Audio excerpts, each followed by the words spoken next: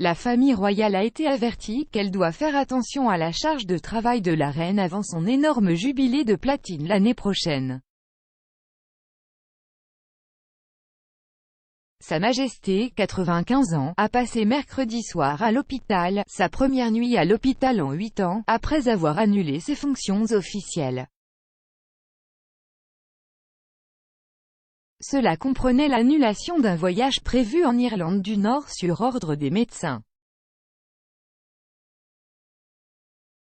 Les médecins de la famille royale ont envoyé la reine voir des spécialistes à Londres. Son équipe médicale aurait agi par prudence pour la faire admettre à l'hôpital King Edward VII de Marylebone avant sa sortie le lendemain.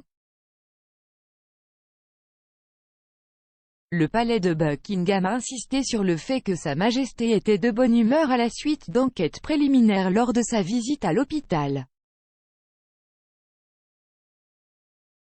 Au cours des 3 dernières semaines, elle a pris 14 engagements impressionnants, mais en utilisant souvent une canne. La semaine dernière, elle l'a utilisé à l'abbaye de Westminster et à Cardiff, mais il était introuvable lors du Global Investment Summit de mardi au château de Windsor. La reine célébrera 70 ans sur le trône britannique en 2022, historique car ce sera la première fois qu'une monarque britannique franchit cette étape incroyable. Mais le biographe royal Hugo Vickers a exhorté à la prudence, déclarant à Good Morning Britain, « Si vous regardez le programme qu'elle a fait, cela aurait épuisé presque à n'importe lequel d'entre nous au cours des derniers jours. » Étant donné que l'année prochaine, elle a une très grosse année, le jubilé de platine pour marquer ses 70 ans sur le lancer, le palais, doivent faire attention, je pense, alors espérons qu'elle se repose un peu. Monsieur Vickers a déclaré que la plupart des programmes de la reine étaient organisés pour elle, ajoutant que Sa Majesté trouvait difficile de dire non aux choses car elle ne voulait pas laisser tomber les gens.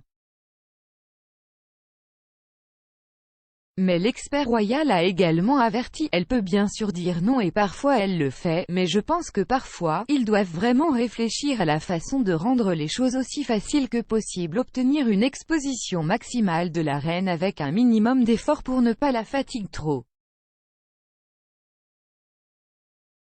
S'exprimant également sur GMB, l'ancien attaché de presse de la reine Dickie Arbité a déclaré « Elle avait un programme très punitif en octobre et je suppose que la chose qui l'a vraiment renversée était mardi soir.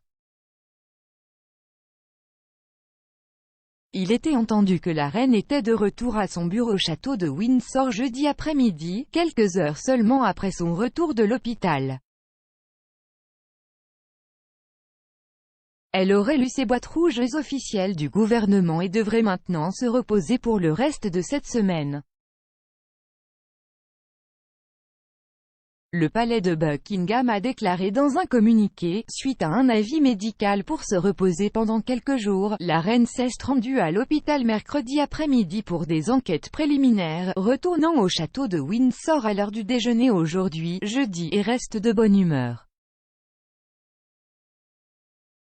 On pensait que Sa Majesté était restée à l'hôpital pendant la nuit car il était trop tard pour la ramener chez elle sur un trajet de 26 000. Il reste à espérer qu'elle pourra toujours assister au sommet COP26 sur le changement climatique avec les dirigeants mondiaux à Glasgow, qui commence le 1er novembre. La ministre des Soins du gouvernement, Gillian Keegan, a déclaré « Nous étions tous inquiets d'entendre, mais absolument ravis qu'elle semble être en voie de guérison. C'est une femme absolument phénoménale et remarquable et je ne pense pas que nous reverrons quelque chose comme elle. »